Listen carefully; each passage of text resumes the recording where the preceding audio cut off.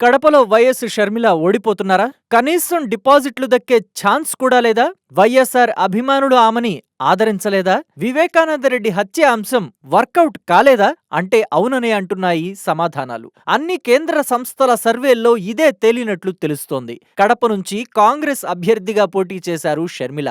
ప్రధానంగా వివేకానందరెడ్డి హత్య అంశాన్ని ప్రస్తావిస్తూ కడప జిల్లా ప్రజలను ఓట్లు అడిగారు. కొంగు చాచి మరీ న్యాయం చేయాలని కోరారు. అటు సునీత సైతం తన తండ్రిని హత్య చేయించిన వారికి ఓటు వేయొద్దని, షర్మిలకు ఓటు వేయాలని విజ్ఞప్తి చేశారు.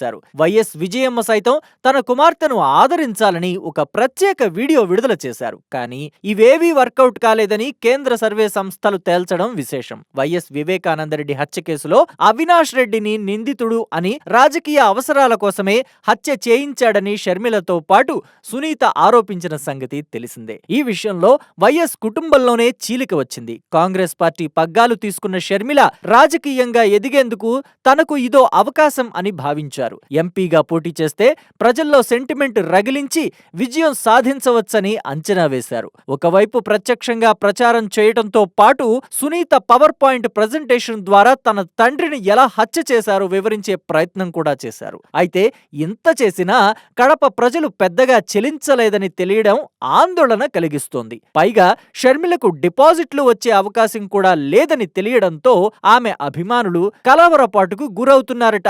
జాతీయ స్థాయి సర్వేల్లో కడపలో అవినాష్ రెడ్డి అత్యధిక మెజారిటీతో గెలవబోతున్నారని తెలియడం విశేషం. పార్లమెంటు స్థానాలకు సంబంధించి అరకు అభ్యర్థికి అత్యధిక మెజారిటీ వస్తుందని, ఆ తరువాత స్థానం కడపదేనని, అత్యధిక మెజారిటీతో అవినాష్ రెడ్డి గెలవబోతున్నారని ఈ సర్వేలు తేల్చడం విశేషం. ఇదే జరిగితే వివేకానందరెడ్డి హత్య అంశం పక్కకు వెళ్లిపోయినట్టే, కడప ప్రజలు పట్టించుకోనట్టే. ఒకవేళ జగన్ మరోసారి అధికారంలోకి వస్తే వివేకానందరెడ్డి హత్య అంశం అనేది వినిపించదు. అటు షర్మిలను సైతం కాంగ్రెస్ పార్టీ పట్టించుకోదు. ఆమె పరపతి అమాంతం పడిపోతుంది. ఒకవేళ జగన్ అధికారంలోకి రాకుంటే మాత్రం షర్మిల బయటపడినట్టే. ఆమెను చంద్రబాబు పావుగా వాడుకుంటారు. జగన్ పై రివెంజ్ తీర్చుకునేందుకు ఆమెను ప్రయోగిస్తారు. అందుకే ఏపీలో గెలుపోటములను బట్టి షర్మిల పాత్ర ఉండనుంది.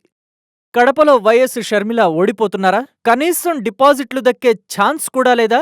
వైఎస్ఆర్ అభిమానులు ఆమెని ఆదరించలేదా? వివేకానందరెడ్డి హత్య అంశం వర్కౌట్ కాలేదా? అంటే అవుననే అంటున్నాయి సమాధానాలు. అన్ని కేంద్ర సంస్థల సర్వేల్లో ఇదే తేలినట్లు తెలుస్తోంది. కడప నుంచి కాంగ్రెస్ అభ్యర్థిగా పోటీ చేశారు షర్మిల.